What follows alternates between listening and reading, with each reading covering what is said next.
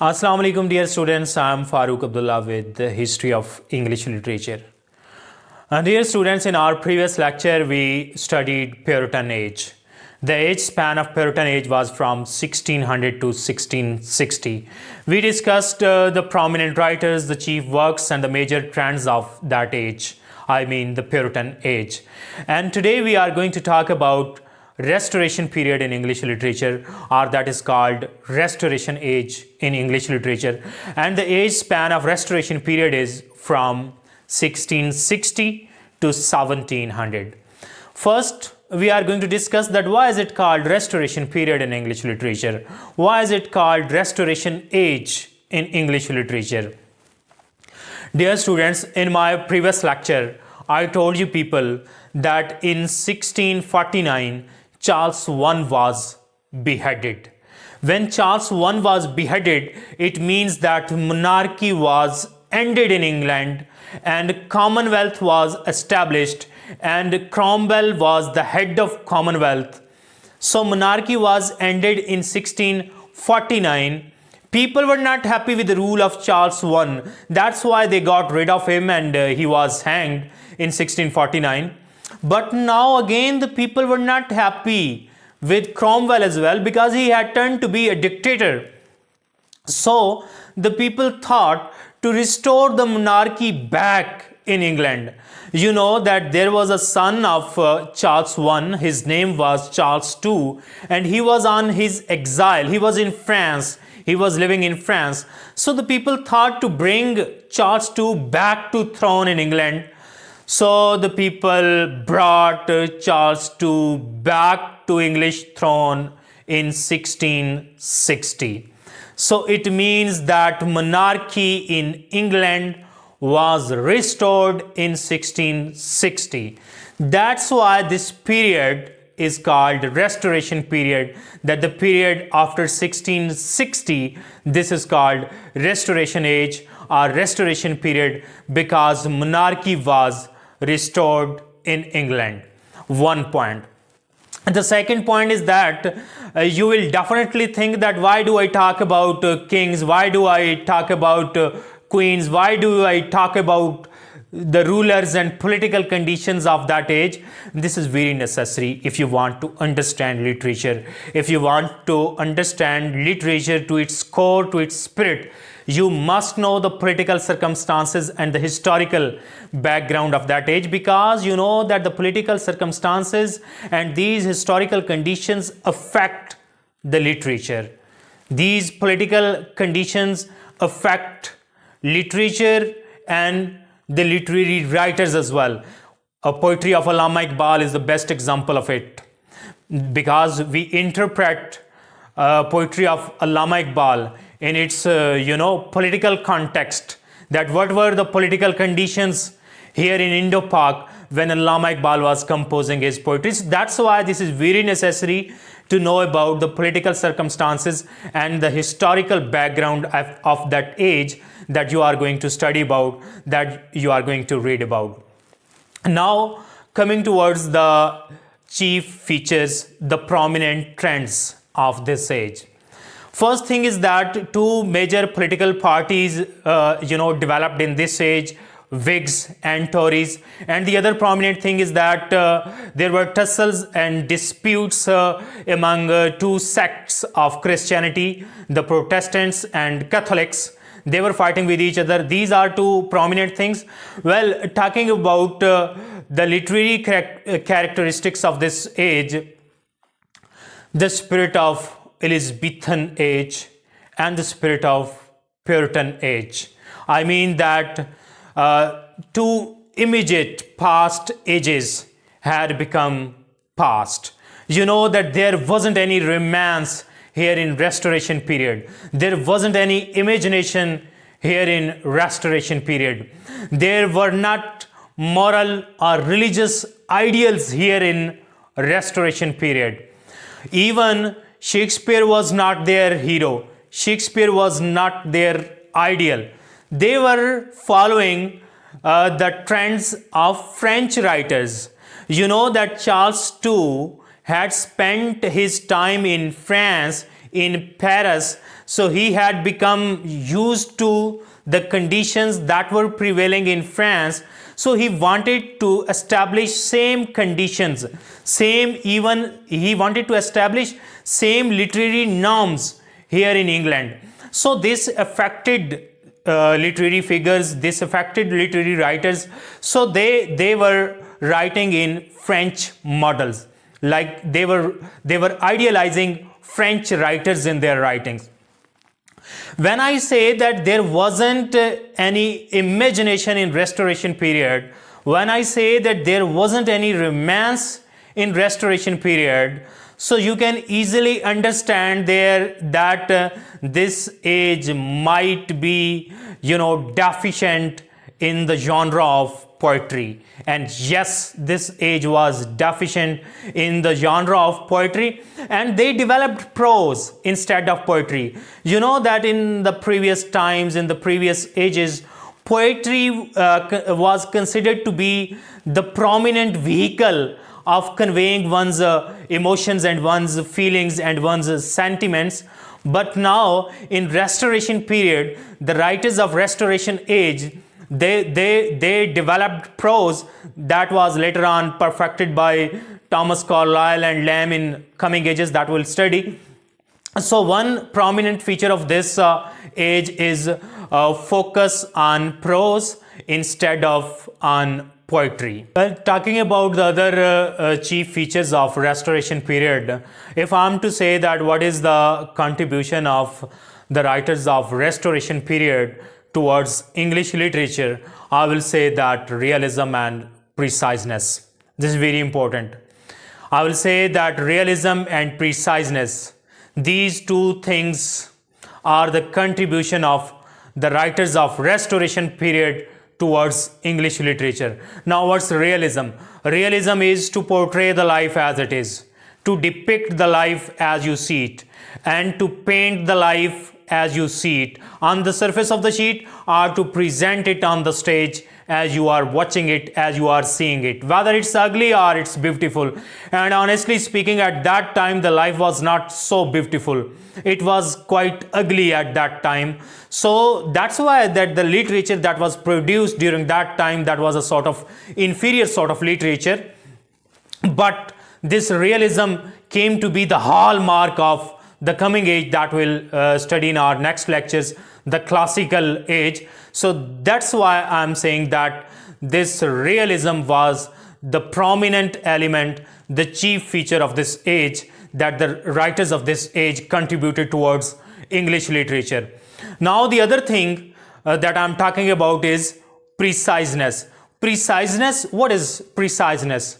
To speak accurate and to the point sentences. To speak or to write accurate and to the point words. Because you know that in the previous ages, like in Elizabethan age and in Puritan age, we don't see accurate accurate sentences and accurate words.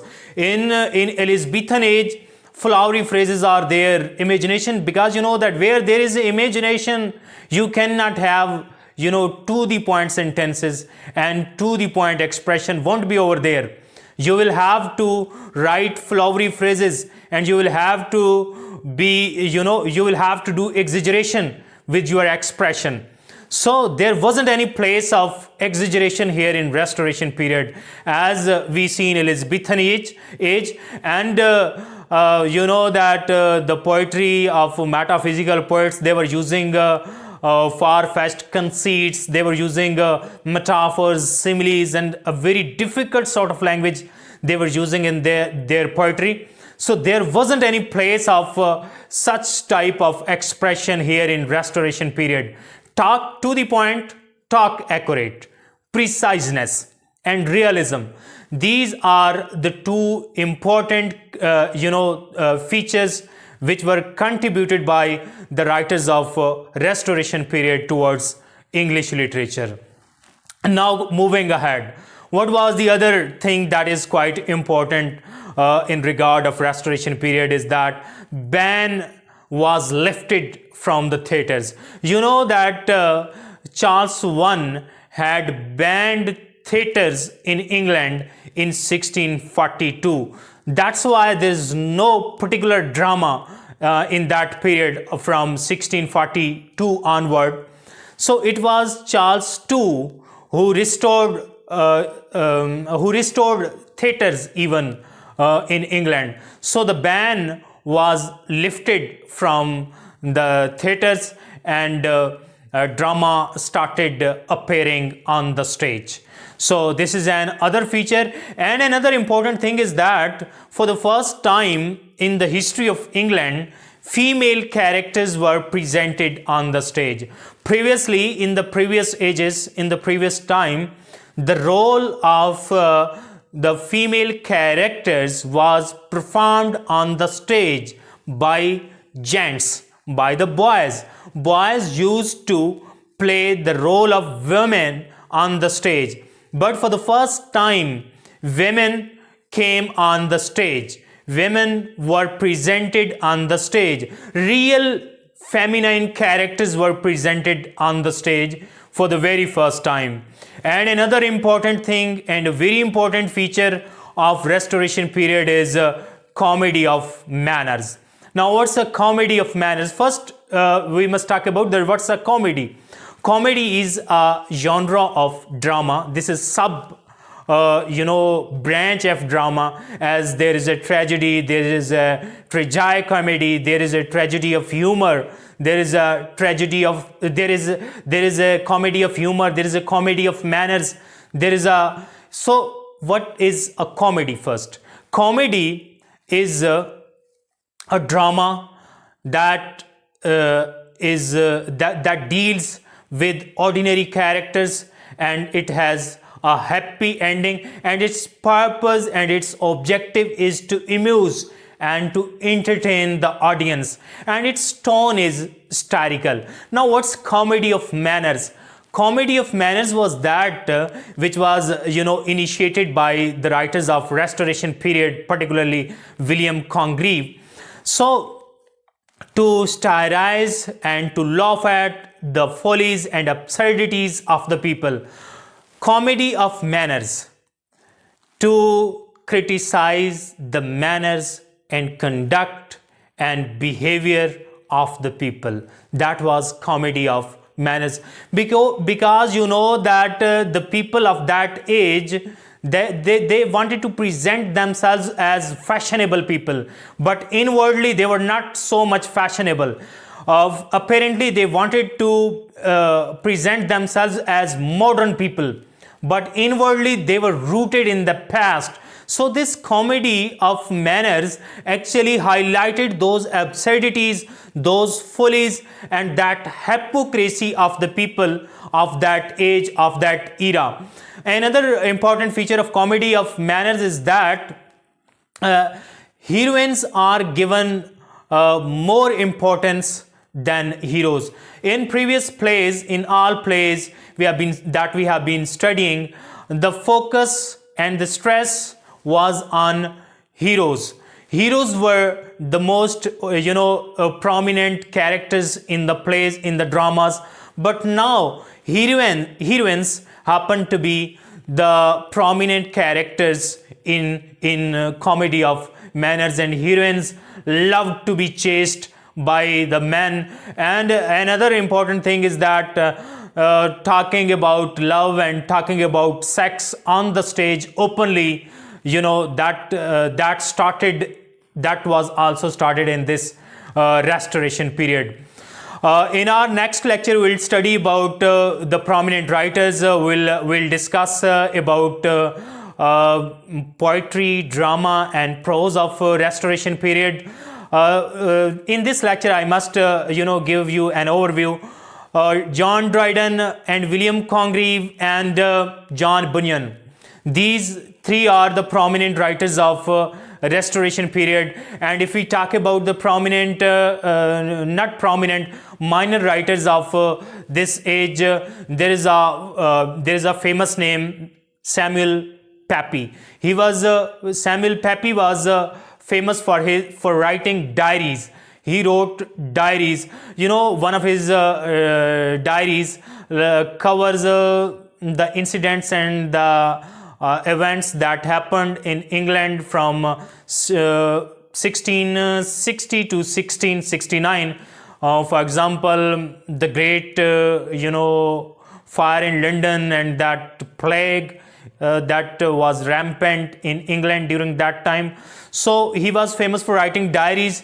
And another thing, another important character and important writer, Aphra Behn. She was the first female writer who took writing as her profession, who took writing as her career. She was a playwright. She was a long fiction writer. She was a short story writer. So she is considered to be the first female writer who got writing as her profession, as her career. So in our next lecture, we'll talk about prose, poetry and drama of Restoration period. And of course, the most prominent figure of our next lecture will be John Dryden, because you know that John Dryden was a poet, he was a dramatist and he was a prose writer as well. So he will dominate all these three genres that I'm talking about, poetry, drama and prose, in our next lecture. I hope that you might have got my lecture. Stay happy, stay home. Thank you very much.